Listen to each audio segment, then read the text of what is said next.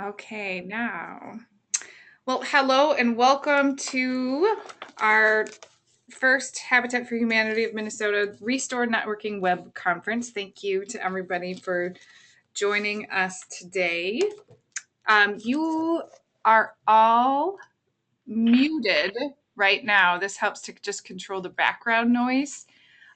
We are a small enough group that we could just unmute everybody if you want to be able to just jump in and talk at any time. But if you're going to be typing or rustling papers or doing other stuff in the background, just you can keep yourselves muted. If you'd like to be unmuted, just send me a little chat message in the chat panel, or a question is what it looks like to you. And then that would come to me and I will unmute you. Or you can raise your hand and I can unmute you as well. And if you're wondering who this is, I am April Reardon. I am the Capacity Building Director here at Habitat for Humanity of Minnesota. I can share my webcam, I guess, and just say hello. Let's see if it works for you this time. Hi. One of two staff who aren't on the bike ride this week, so kind of bummed out about it for most of the week, but considering the heat today, maybe this is a good place to be. All right, I'm going to say goodbye.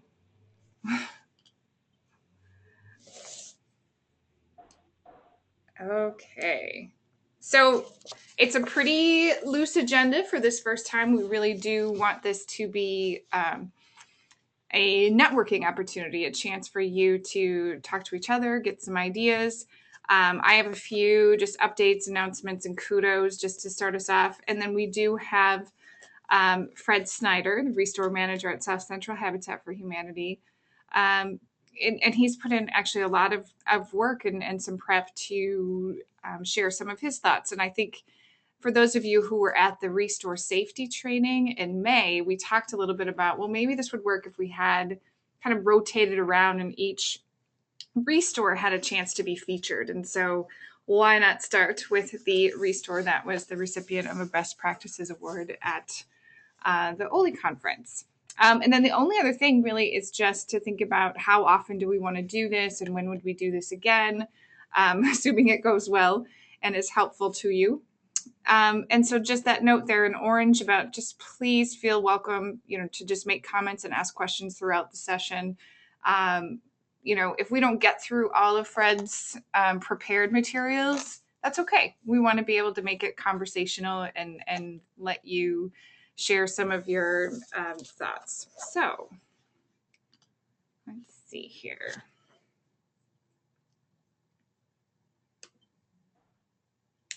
First of all, and now I'm trying to look at my list and see if we have anybody here from Winona.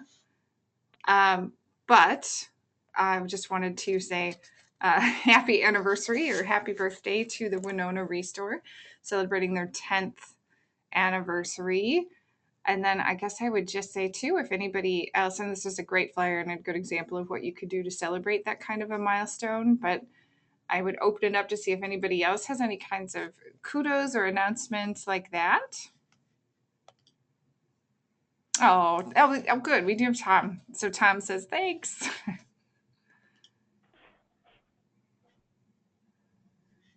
All right. So feel free to chat those in or just raise your hand if you have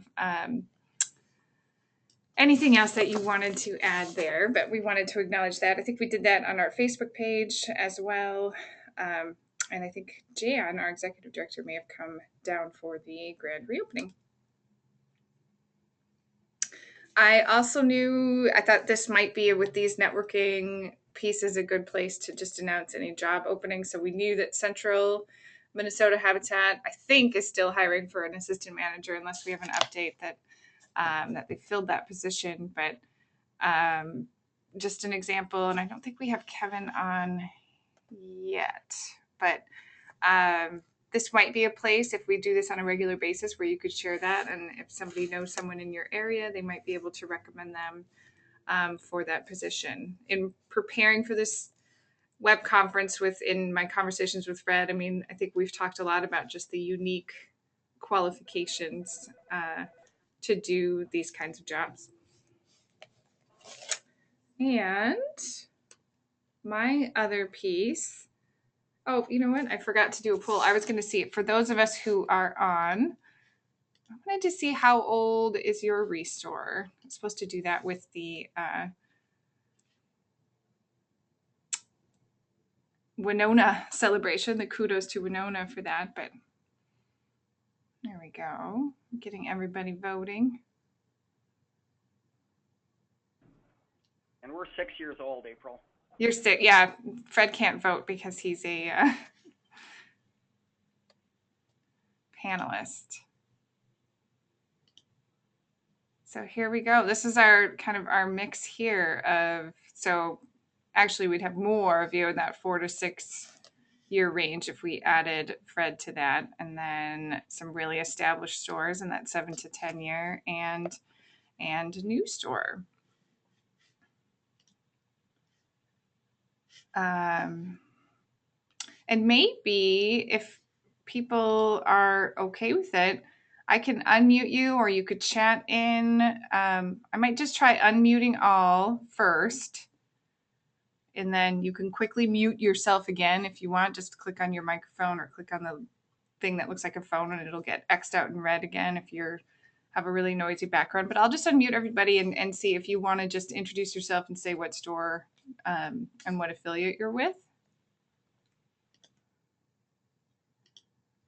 Okay.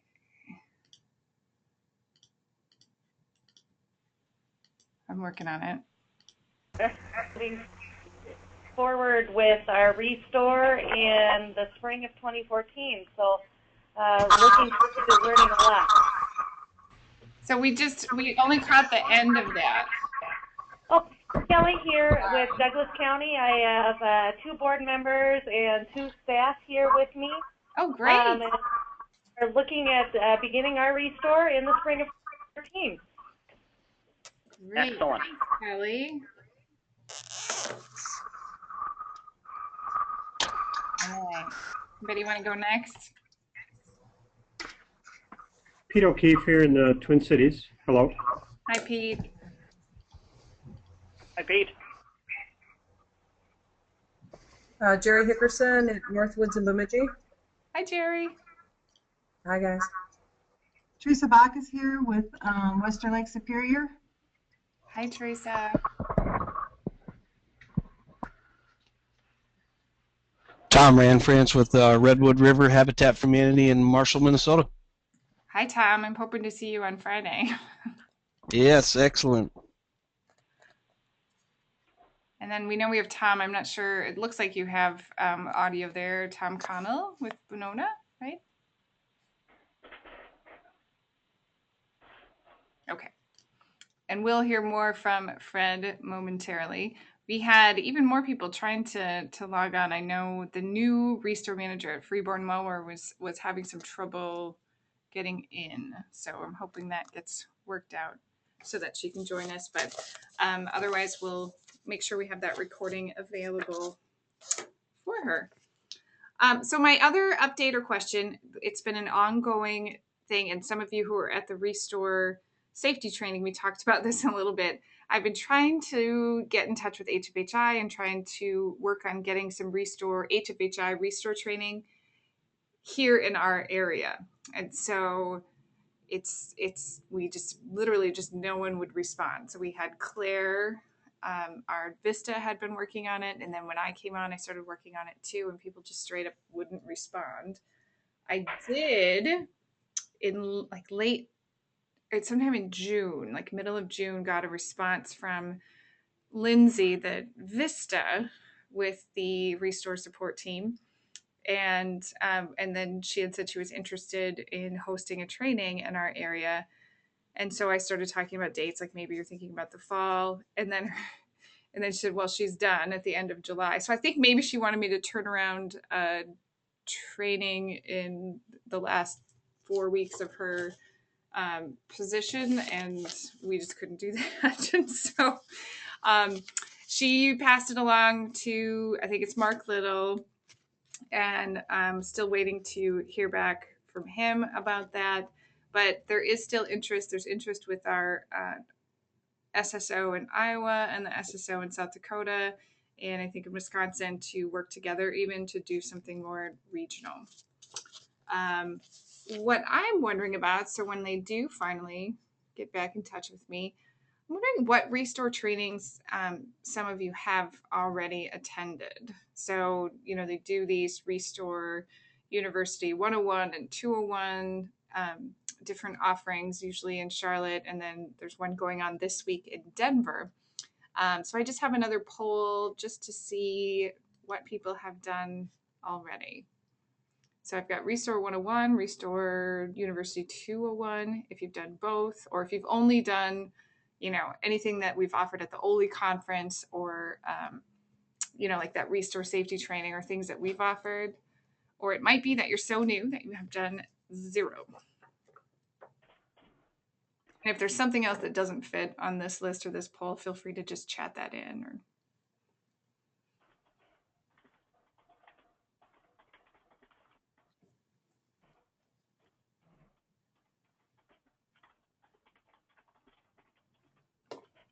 almost there. Almost everybody has voted.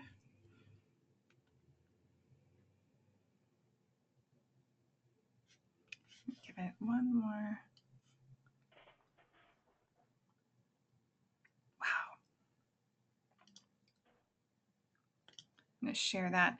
So, I mean, that's really helpful to me to think it would be, what I'm wondering is if then, knowing that most of you have done none of that training, and some have done just some trainings that we have offered, do you think the 101 would be useful, or are we so established? I mean, I'm just thinking because there's so many of you are in that 4 to 6 year or 7 to 10 year range, or 10 plus, that, you know. April, if I can interject. Yes, please. The stores are that old, but the managers are new. Yeah.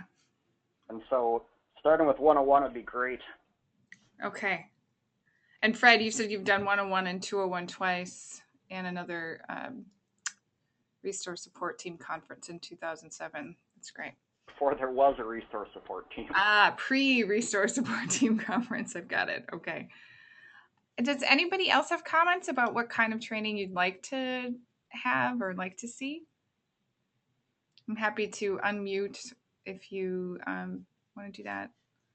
Let's see here. Tom, it says you have a question here. Oh, Tom's just having some technical difficulties. Okay, sorry.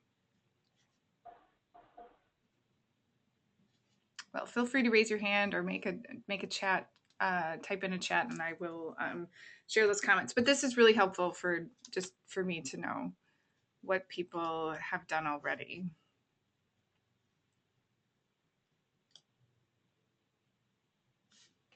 Okay. And before we just move on to hearing a bit about Fred and the South Central ReStore, any other updates, announcements, comments, or things that you were hoping to be able to talk about with each other? Feel free to, again, raise your hand and I'll unmute you, or just type those into the chat panel. Oops, I think we have a... Jerry, I'm looking at your question. Jerry says when they started their ReStore in 2007, she found the quarterly networking meeting helpful, as did our ReStore manager. So is that a quarterly networking meeting with HFH-I, or was that with Habitat Minnesota? That was mainly just ReStores. We'd meet, it was more like every 6 months, 4 to 6 months. Oh, is that informal? You guys kind of did it on your own, right? Yeah. Got it. Right. No Minnesota, no, just Minnesota affiliates and no support from Habitat Minnesota. Great. Okay. We would do stuff in the fall at somebody's ReStore and in the spring at the OLI conference.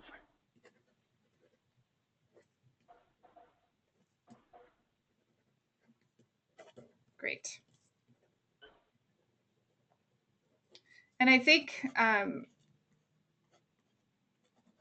we'll look at that for the OLI conference again, or what we had heard this year was just that it was hard for ReStore managers to get away because their stores were open. And so thinking about offering things in addition to OLI or outside of OLI too, in order to support the ReStore managers, but we can also build that into the OLI conference. That'd be something to just be thinking about and to give me some feedback about what you would prefer. I like the idea of having our ReStore managers as part of the conference and having some other training, but I think there's so much of the training about the mission and strategic plan and other things that are applicable to more than,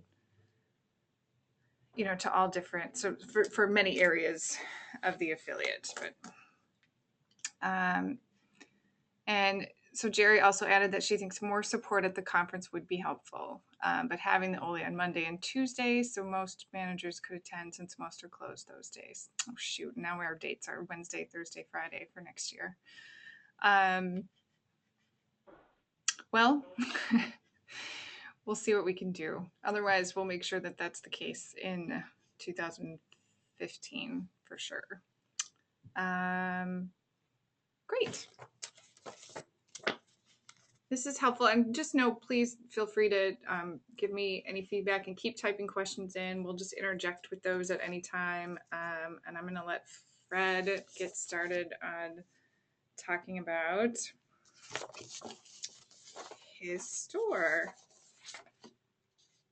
Hello, all. Fred from the Mankato ReStore here. Well, I was going to introduce. Oh, look, there's a lovely picture of me. That's actually back before our store was even open, 6 years ago. I think those pants are long ruined by now. Anyway, when I started, I knew nothing about ReStores. Fred, should I introduce you a little bit of your bio? I think there's things there that people might not know. Sure. Anyway, so Fred is from Minnesota. He grew up in Excelsior. I don't know if you all know that he has a degree in industrial and organizational psychology from Mankato State, and also has a master's in counselor education from Emporia State University in Kansas. Before joining South Central Habitat to open and manage the ReStore, he worked at Minnesota State University at Mankato for 10 years. 3 of those years with campus events and activities, and 7 with their AmeriCorps National Service Program. Some other the things that I thought were very interesting is that Fred has also worked as a blackjack dealer, studied improv theater, and has worked on about 20 habitat houses over the years. And so you see the skills from this varied and interesting career path popping up and being applicable to his work today. So anyway, Fred, congratulations to South Central for the Best Practice Award for ReStore Highest Sales Growth. And we have a best practices case study that we has gone out with the notices about today's web conference. And we can show that if we need to, but I'm going to let you go from here then. Okay. Well, like I said, when I started, I knew nothing about ReStores. Had never even heard of them. So that should give people hope that you too can succeed in ReStores without really trying. When I started, I visited, my very first store was the lovely store in Winona, and then La Crosse, Wisconsin. First stores I ever saw. And so I said, hey, we're like a hardware store. Great, let's go for it. So we had been getting stuff together for a couple of years because we knew this was happening. It took us about 2 years, 2.5 years to get everything functioning. So the screen there, you can see volunteers assembling some shelving, piles of shelving everywhere. And what I know now is that we have very little shelving in the store. More open floor space is better because it's more flexible. But we still have some for smaller stuff, tile, hardware, paint. But I think the biggest thing is flexibility. What all my long and winding road brought me to Habitat with is that the greatest single skill a ReStore manager needs to have is flexibility. Because those of you who manage a store now know full well, the next truck that pulls into your lot, what's in it? Is it full of paint? Is it full of cabinets? Is it shoppers looking for stuff? Since you don't know and you can't predict it, you absolutely need to just roll with it, go with it. The minute you embrace that idea is the minute your life gets better. See that as the challenge and how, God help us, fun that can be. And it will drive people crazy. If you're everything must fit in a box type of person, it will drive you crazy. Which I think is why ReStores sometimes seem so different than the affiliate. You know, if ReStores don't want to be open, the ReStore manager wants a day off, for example, you still have to have people there to take in donations and help customers. You're still open full out, no matter what. If construction wants to take a day off, they may just not build that day. It's a little different. You know, somebody calls and says, you can have this truckload of stuff if you come today. Well, we have to be able to go today. So acknowledging that ReStores are different is good. As a giant fundraiser, which is kind of what I think we all see ourselves as, we're a giant fundraiser for Habitat. The way I can help build houses is to make money as efficiently as humanly possible. How can I generate the most revenue I can to build homes? That's why the first slide showed one of our partner families and her kids. You can't see her eyes there, but she's bawling her eyes out. And the minute we forget our mission, you know, I think we lose something. You know, it's easy to get caught up in my ED doesn't understand me, and my board, you know, they've never worked in the store, and it's hot. But man, if you get the chance, if you haven't, to go to a dedication and see the families and work with them, that brings it all back into perspective of why we're doing what we're doing. Okay, so I've been here 6.5 years. I went to a ReStore conference that predates the ReStore support team. Lovely Austin, Texas. I went to the inaugural ReStore 201, and then I went to the expanded version. Let me just plug that. Invest the time and money. It changes your whole perspective on how you do business. The best thing our store has done is go to ReStore University and then implement some of the things they talk about. The biggest thing I've taken away from the support team is this. We are in the donation business. We are not in the storage business. Our business does better if we use our time more wisely and are smarter about it. If we get more stuff in that's good quality stuff, sell it at reasonable prices, move it out, and get in more stuff, that's where profitability comes from. Once we started doing that, we've doubled our sales and our number of donations and number of customers.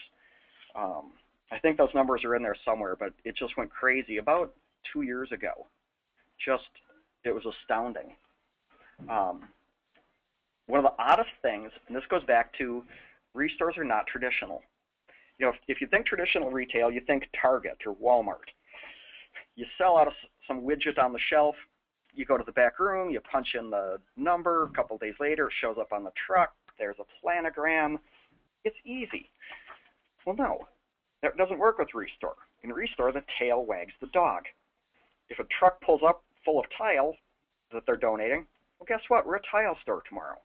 If it's a truckload of paint, we're a paint store. So the tail is going to wag the dog.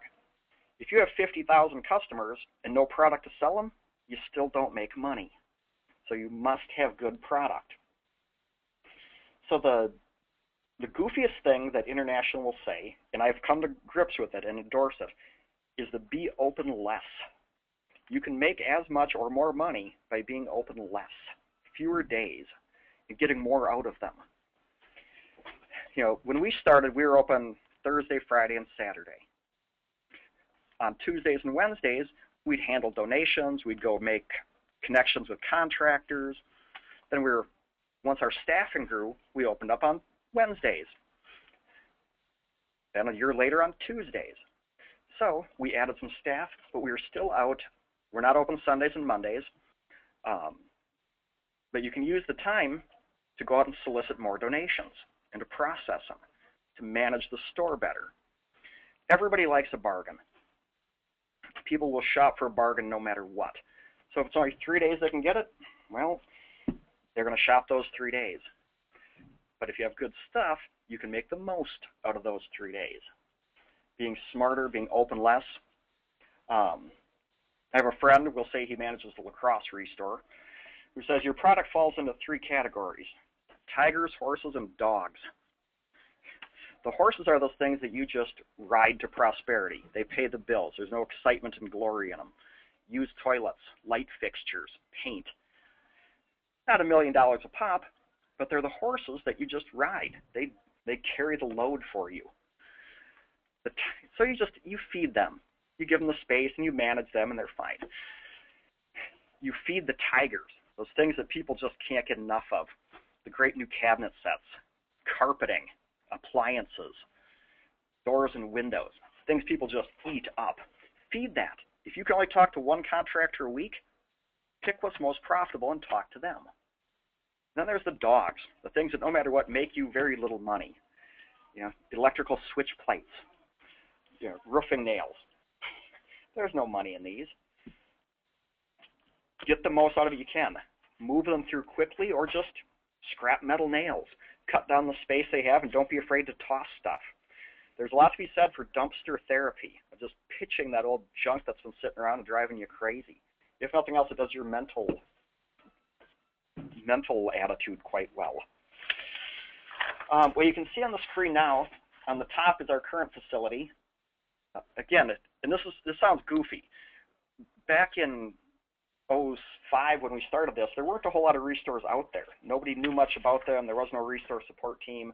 Nobody was sure if this thing was going to work. So we built a building that's a little small, doesn't look much like a retail store.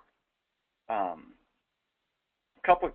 2010, we realized we were growing rapidly and could make some changes to grow even more. So we laid out a plan that when our sales reached a certain figure, $40 a square foot, we would start moving to a new, bigger facility.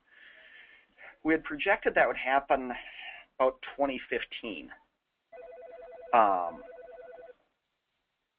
And what happened is, once we started making some of these changes, our sales exploded. And we hit very close to $40 a square foot in fiscal 12, a year ago, which was awesome, but it pushed everything up 3 to 5 years. So, by hook or by crook, and with the grace of Bremer Bank and the Mardag Foundation, and a couple of others, you can see a really blurry sketch of our new facility. We're moving across the street to a building twice the size of what we have now. We expect to break ground next summer and move hopefully in the spring of 2015. That will bring us up to a sales, right now our sales floor is a whopping 3,800 square feet.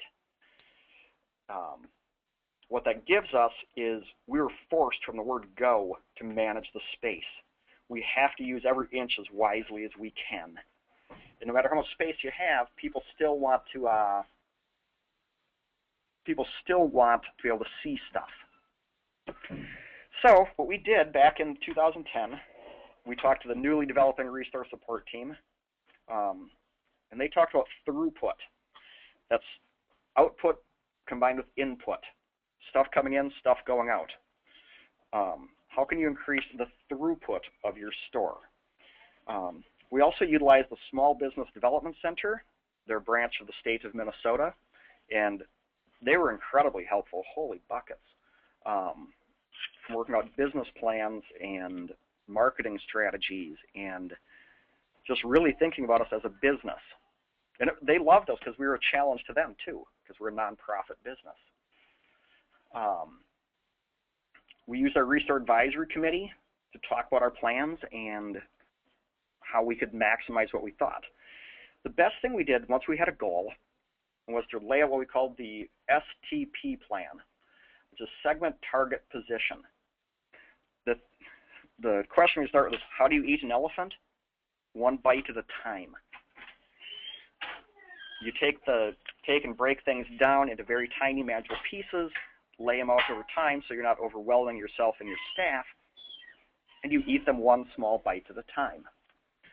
So for example, our ReStore Advisor Committee sat down and said, we want to look at all the possible product donors in greater Mankato and across our region, because we're a regional site. So we want to look at all the potential shoppers. Oh, April wants to know, anybody else work with small business support people?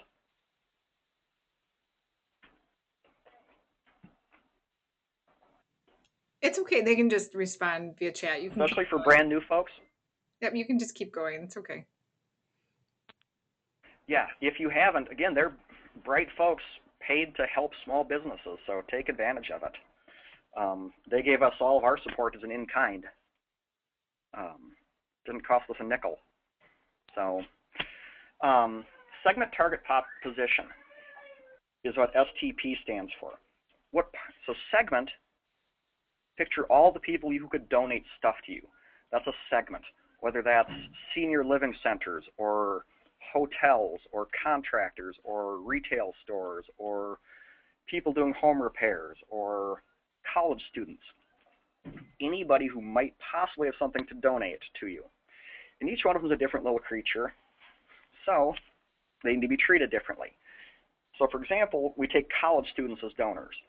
We happen to be home to Minnesota State University, Mankato.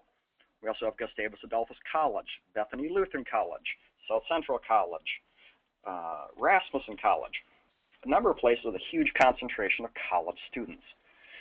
What we did, so to target them, we worked with the university to set up donation days at the end of the MSU school year. So students moving off campus who wanted to not just pitch their stuff because they felt bad about it, could give us stuff like little refrigerators and microwaves and area rugs and light fixtures and little storage thingies. We partnered with local thrift stores, so if they had clothes or books, they could donate those too. And it generates a couple of truckloads of stuff for us at the end of every year. So it's a segment. Then how do you want to position yourself? We want us to be the place where students could donate stuff. And then the target. How do you target that population? And you all know your communities. You know, every community is different. Whether it's the lake homes up in Bemidji or, you know, beautiful old homes along Lake Nokomis, there's 1,000 different ways you can target people. You break it down, you spread it out over time, and you find ways to make it happen. All right.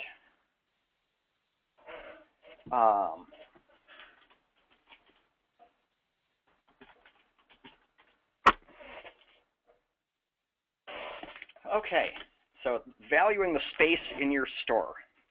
This is the, this killed me because it took me 3 years to realize this. And I like to think I'm fairly smart, but it was a whole new world to me. We've all done it, I imagine. A couch comes in, and by golly, I'm going to get my $50 out of this couch. It's worth $50. And it sits, and it sits, and it eats up that space, and nobody sees anything new and exciting. And it sits, and finally in 6 months, we do sell it for $50. Well, in a theoretical world, what happened if we marked it down to 20, but in that 6 months, sold 5 couches? We'd make $100 in that same amount of time. You know, we make more money for the store. That's the key part, right? More money for the store. Here's the other part about that. We look back, we survey our customers and donors every couple of years just to see how we're doing and the demographics. You know, all surveying is about demographics. We know if our customers are X, Y, and Z, we can target any advertising at X, Y, and Z. We know our donors are P, D, and Q. We can target advertising at donors through P, D, and Q. That makes sense? It's working smarter. Instead of a shotgun approach, it's a very targeted approach to where you know your customers are, or where you think they might need to be, which is an odd thing to say after saying we had to do it all by numbers. Once we surveyed and we saw a small percentage of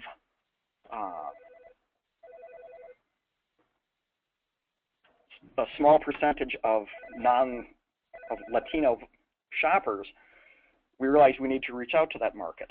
So we found a way to do that and grew that part of the market. We know it's there based on the demographics of our community, and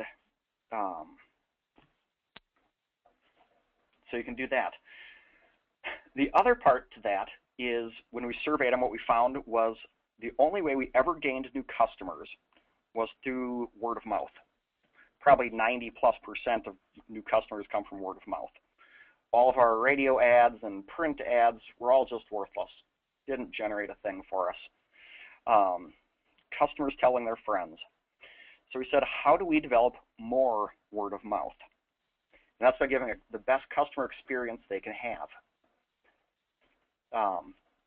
Yeah, you can hear my phone ring, and I can't really turn that down, or customers are 6 feet away. Sorry, folks. So we focused on how do we reach people for cheap, and how do we give them a positive experience.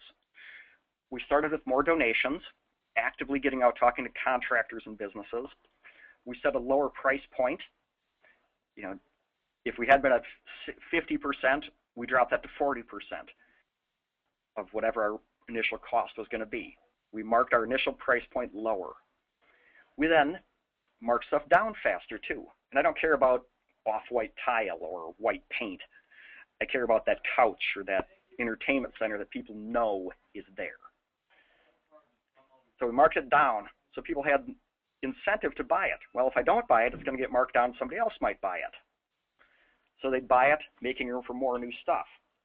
Stuff came in, it was cheap, it moved out. More new stuff came in, it got cheaper, moved out. It showed more and more merchandise that people were able to see. It's more work. It absolutely is, which is why sometimes being open less is better, because then you have days to work with. We then focused on what was also cheap, which was the internet. Let me go back to that. In my time at ReStore International conferences, they spent about 5 minutes talking about pricing. That was it. 4 days of conference, 5 minutes of pricing. Price what you think is fair. If it's too high, it'll sit and you mark it down. If it's too cheap, it sells quickly, you still make a buck, and that person is sure as heck going to tell all their friends about what you did for them, which is really, really cheap advertising. So I stopped stressing about pricing too much quite a while ago. It can eat you up if you let it, but just roll with it. Okay. Internet advertising. We have, and you can see pictures. We have a standalone website so that people can learn just about the ReStore, from what we take to how do they volunteer to what are some of the stuff we carry. We have a Facebook page that we update pretty much just once a day, sometimes twice, with a catalog of stuff. We do Digger's List, which I think will grow as time goes by.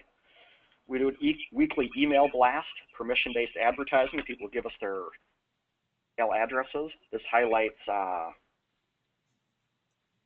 what's on sale, what's new, anything exciting. We do Craigslist. We've done the Minnesota Materials Exchange when we had piles of stuff. All of that costs us a whopping about $50 a year. That's to host our website on GoDaddy. In a great story,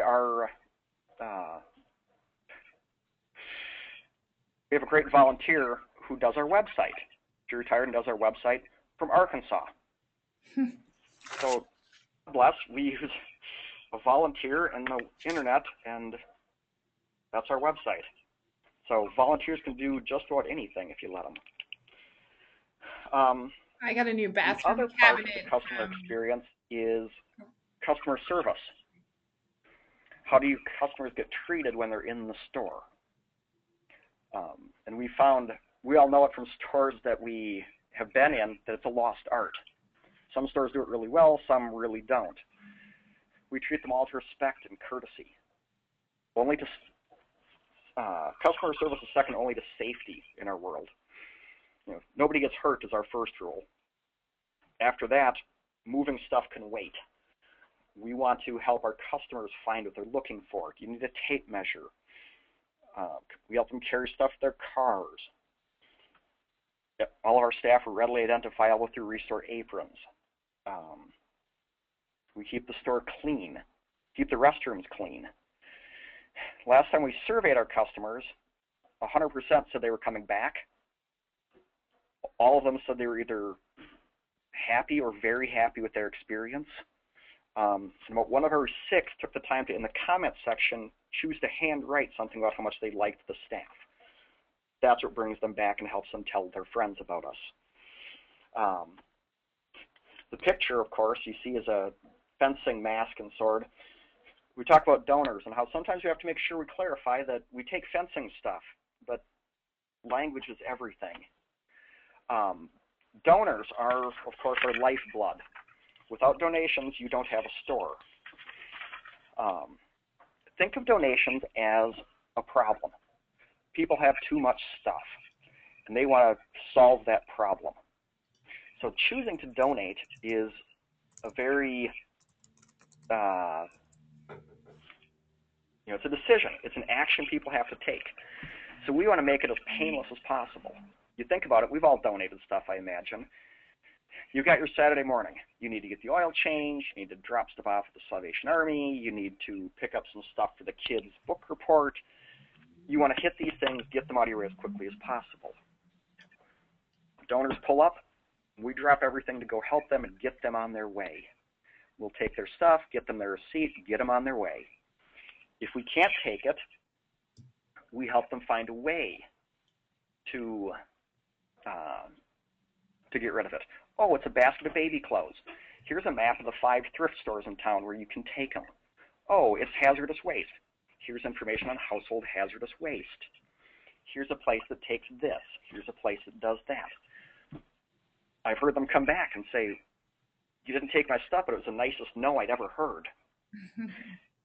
We said no to people. We don't want your stuff. But please come back when you have other stuff. What we want them to know is that we like them and we appreciate their support, but not today. And we even work the language on it. There's no market for hollow core interior doors without the frame. So since there's no market, we end up destroying them, and that hurts our mission because it's more cost for us. We can't sell old high-flow toilets, so I'm sorry, we just can't take them. If you work at the language to put it off on some nameless, faceless market, it takes the pressure off of you and puts it onto something out of your control. You seem sad you can't help them. You try and help them as best you can. They still like you and come back another day. It's insanely effective. So donations. Fred, I have a comment and a question. Can I jump in? Okay. So I wasn't sure if it worked. I tried to respond and share this comment with everybody, and I'm not seeing it showing up. But Tom Ranfraz in Marshall. There's no first names. Just like the idea of aprons, if we need aprons. And then Teresa has a question on pricing. When a customer offers a lower price, do you take their offer?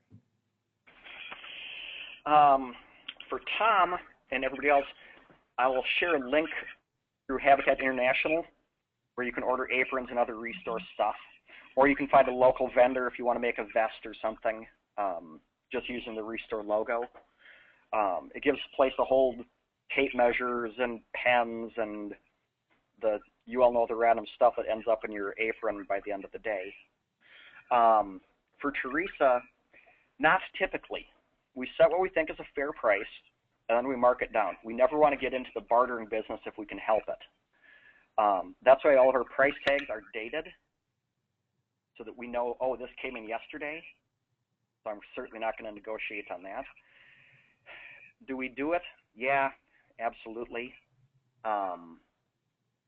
If some big thing has been sitting around for 6 months and we've marked it down, and somebody makes us an offer, we may dicker with them a bit just to get rid of it. But not typically, not every day, no. We want them to see us as a store. They wouldn't go into Target and try and negotiate a better price typically. I think Jerry agrees, kind of agrees. She had a comment on that question and said, that's a slippery slope. We don't bargain. We tell customers that we don't bargain, but they are welcome to wait to see if it goes on sale. So it sounds kind of similar. Also said we'll bargain and take more for it. And once they get done laughing, we'll come back to the original price, and usually they want it, and they'll buy it. They just want to try and get a better deal. Mm-hmm.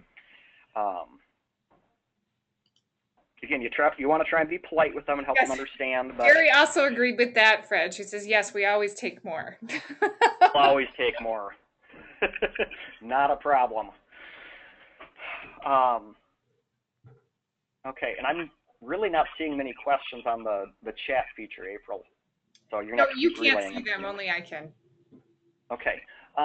Getting donations. Like I said, when we've looked at the segments of the community, it can be businesses, contractors, homeowners. So we sought partnerships with everybody within about a 15-mile radius that we could. When we surveyed our donors, we saw that most people who came to the back door came from no more than 15 miles away. After that point, it's really not cost-effective for them to bring stuff to us. So we target most of our donation stuff within about a 15-mile radius of us. Again, hotels, motels. Oh, you're switching out all the shower heads. Great. It may take a while to sell 200 shower heads, but slow, steady progress. Oh, nightstands. Oh, you have some carpet left over from your remodel. Great, we'd love it. They have stuff. The universities, when they do stuff. The city. Senior living centers who have people moving in. Well, we're retiring. What do I do with my lawnmower and my snowblower? Well, we'll take them. Absolutely. And maybe those folks are a new source of volunteers. And we can't forget those folks either. It's an active thing. You have to actively seek out time to go chat with them and say, hi, I'm Fred with the ReStore. Here's what we do. Here's how we can help you. And here's how we can make this easy for you. With contractors, you're fighting a lifetime of their experience. It's always been cheaper just to pitch stuff in the dumpster than to do anything else with it. Well, hey, how about you set it next to the dumpster and call me, and I'll come get it. And then we do lots of follow-up. They get postcards twice a year. We put stuff in the River Builders Association newsletter. We stop by and bring them donuts sometimes if they're big donors to us. Bring them T-shirts. Stuff that we can do to keep us always on their mind. Not every business is going to have stuff every day, but when that time comes up, I want them to think about us. And so that actively is where it is, building those local relationships. And they'll tip us off to stuff for businesses going out of business. Customers will tip us off to stuff. It's all about partnerships with people. All right, what's next there, April? Customers. That's actually a picture from our store back when I was young and stupid. Nobody's going to buy any of that stuff. That's terrible. I'll admit it, it's terrible. If people can't see it, they can't buy it. If it looks like a pile of junk, they will. Once we got more into that, making stuff neat and organized, sales went up. Walk through the store like you're a customer. Walk through any store. How is stuff laid out? It's neat. It's organized. If you're shopping, it's about quickly finding what you're looking for. There you see light fixtures that are chandeliers. So they're hung just the same way people are going to see them in their homes. How do customers see stuff? If it was meant to be sat on, make it so they can access it and sit on it. Since it's used stuff, they want to look at every side of it. They want to look for scratches and dents. Sometimes you got to put yourself in the shoes of a customer. Now, 80 to 90% of purchasing decisions and the decision to remodel a home are made by the female head of household. Which again, people think, Habitat, we build stuff. It's only manly men who do that. Well, A, that's wrong in the first place. And B, ReStores are different. We target everything at a 5'4" tall woman. Very few of our displays are any higher than that. It's clean. We're open. The ladies' room is lovely. We're friendly to female customers. That brings them back, and they make the decisions about buying stuff. So it's a little contrary to what you think, but that's just the fact of life. Organized, clean. Can we sweep? You got volunteers. We got time to lean. You got time to clean. There's always something to be cleaned up. Oh, there's some lovely volunteers and interns. The guy with the beard is Fred, our assistant manager. Our volunteers, where do they come from? The universities are a great source, whether it's classes or wherever from the university, the HFH chapter there. Community service from the court system. They're good for what they're good for. Big Fred, our assistant manager's name is Fred, so which confuses us no end. He has a crew from the city jail 3 days a week that he supervises in moving stuff. We have interns who are usually communications or marketing people. They did our Facebook page, our website, our e-blast. They set up donation drives in neighboring towns. One who spoke Spanish promoted us to Spanish language radio and events. They do events for kids like Earth Day or America Recycles Day. Their interns can be a great thing. We have seniors. We have the occasional youth work program. We work with Experience Works or SEP program. You can only really go as far as your staffing will take you. You can never have too many good long-term volunteer people. They're gold. Without them, you really can't go anywhere. Tom in Marshall added that 80% of their Facebook followers are women, and approximately 70% of their foot traffic is women. I can say anecdotally that I follow the Twin Cities ReStore Facebook page, and that's how I found my new bathroom cabinet. Instead of driving all the way out there, I like to look and see what's the new stuff coming in. Yeah. The internet takes your marketing, your sales of stuff to a whole new level because it opens it up to the world, people who want to see stuff.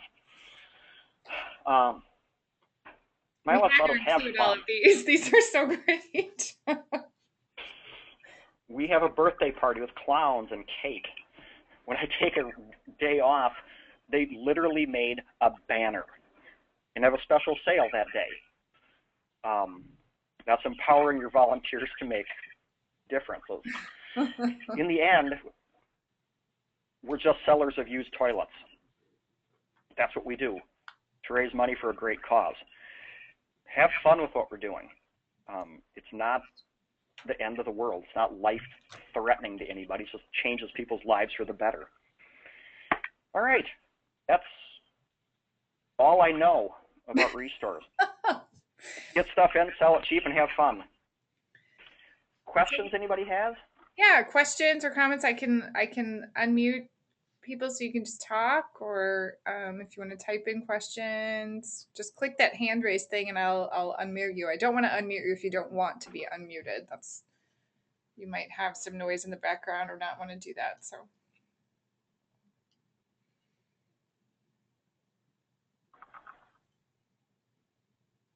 I'd like to give people a moment to type those things in. Anything from Douglas County? Kelly, do you guys have questions about getting started?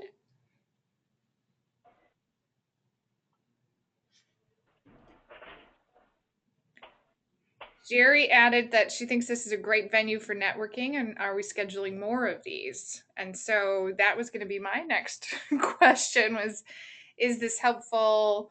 Are there other ReStore managers who would like to kind of tell their story about their store and, just raising some issues, some tips, things that have worked for you? If there's a ding dong sale when some of you other managers are gone. So, I'll send out a little survey afterwards too. And so just let me know if this was helpful for you or if you have ideas for how to make it better. I do think some face-to-face things will be good too, but just to keep the networking and learning about what the other stores are doing. And Tom has a question for everybody. So Tom in Marshall says, we're open 6 days a week and closed on Sunday. What are some of the other ReStores doing? So we know, Fred, that you're open 5 days a week, right? Closed Sunday, Monday? Correct. Sounds like others are closed Mondays and Tuesdays, that those would be good conference days, so probably staying open on Sunday, but Being open more days Tom saps your Winona says, staff oh, sorry. and your volunteers. It stretches them thin. Mhm. I'd rather have a well-staffed store 4 days a week than a barely staffed store 6 days a week. You can give much better service to your customers that way. Great. Tom in Winona says they're open 4 days and closed Sunday, Monday, and Tuesday. And then This is Pete here. In the Twin Cities, July 1st, we shrunk our hours slightly. We were open at 9 a.m. We switched it to 10 a.m. and just did not miss a beat whatsoever. That first hour sales was very, very low compared to the rest of the workday, and I was a little amazed with the lack of negative feedback. There just wasn't any.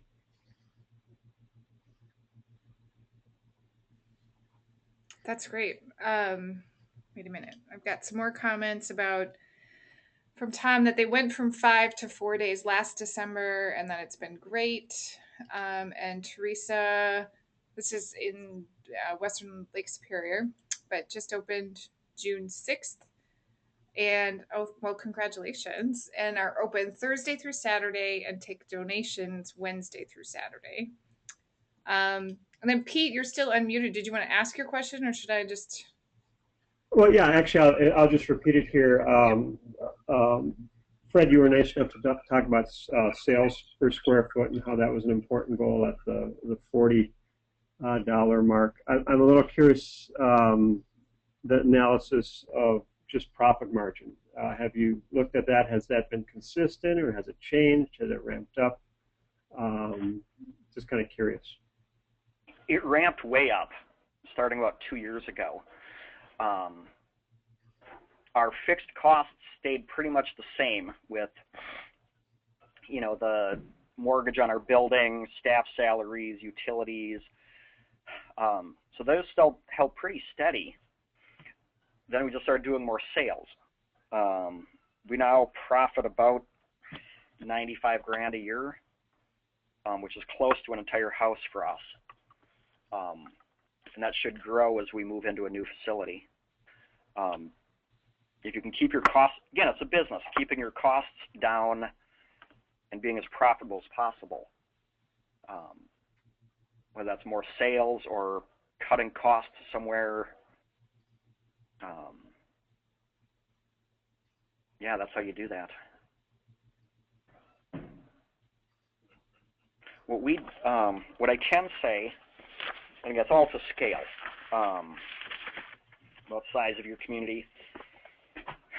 From fiscal year 10 to fiscal year 13, the number of donations we received in a year went up about 700 a year, 800 a year. Number of customers went from 8,300 to 15,000.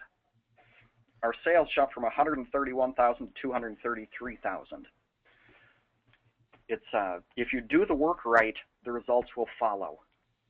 If you have great stuff, are presentable to your customers, lower prices, it brings them back, they sell your store for you, and the good results follow. Ultimately, the result we gave back to our affiliate nearly doubled.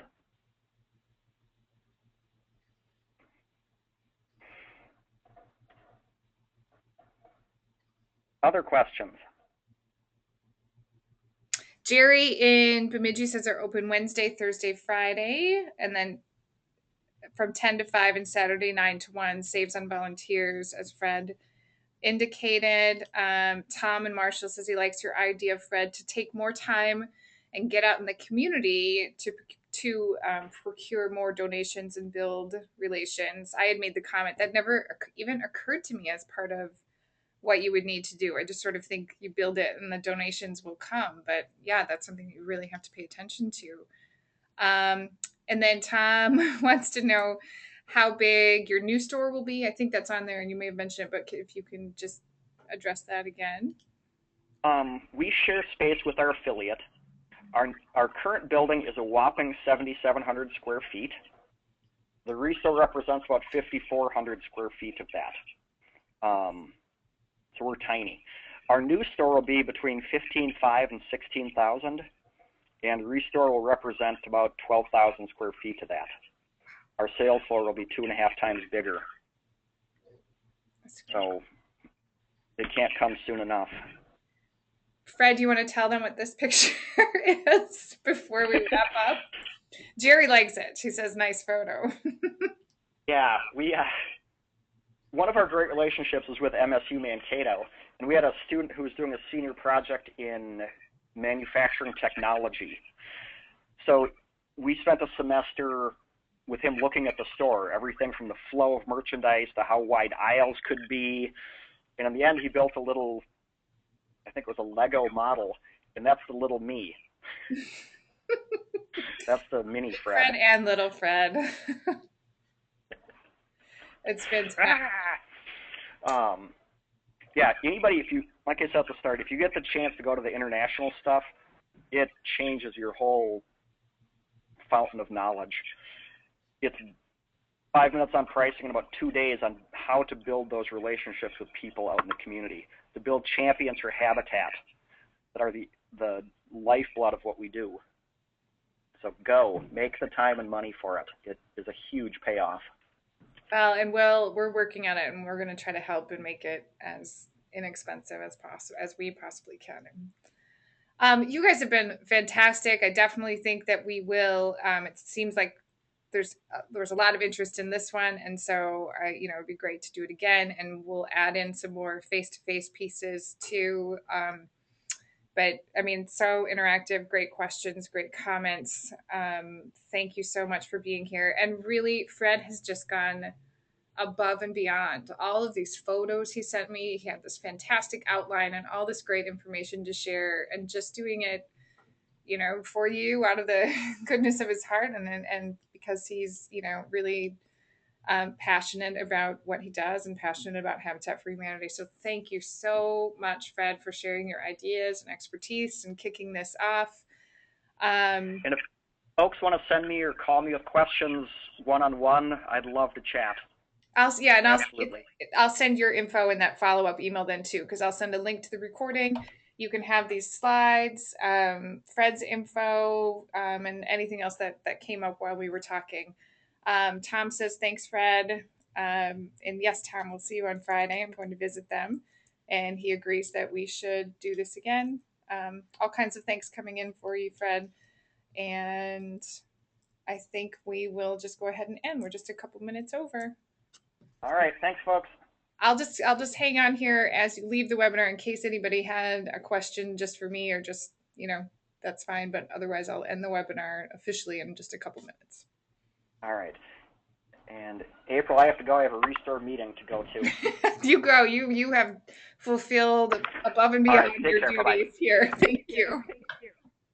Thanks, guys. Thank you.